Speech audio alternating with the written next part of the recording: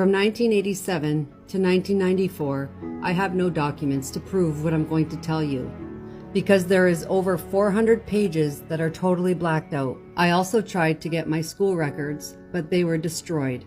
Therefore, what I'm about to tell you, I'm going to hold my eagle feather, because to me, this is when I must be the most honest. I think my school records were destroyed because the school knew exactly what was happening in my household.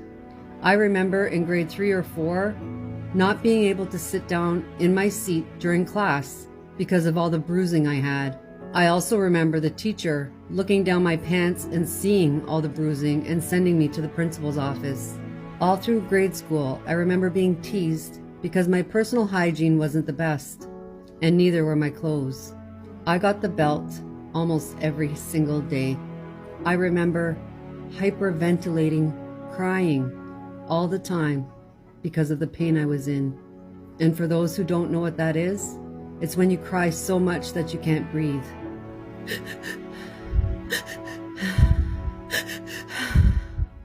That was my memory. My mother never stopped the abuse. I could remember her screaming and telling him to stop, but that's all she could do. I grew up very, very poor. My stepfather couldn't work anymore and was disabled. There were times that I didn't have school lunches. There was times that I didn't have supper. I'm truly grateful for one family in particular, the Fisher family.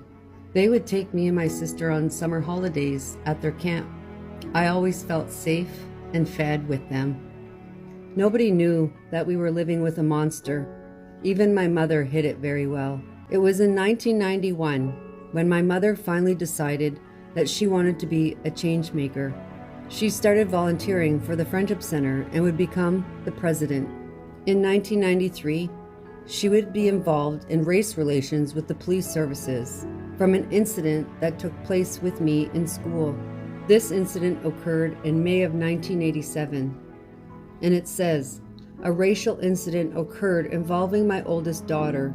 The emotional upset suffered by my daughter highlighted the many years that I myself had felt the sting of racially oriented verbal abuse. The pain and the confusion she endured again became my own, as did her anger and frustration." My mom really tried to help her people, but it was also a way for her to escape her reality in the home.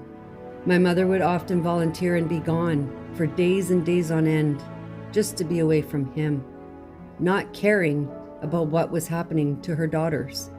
This is also when the physical abuse stopped by my stepfather and the abuse would begin.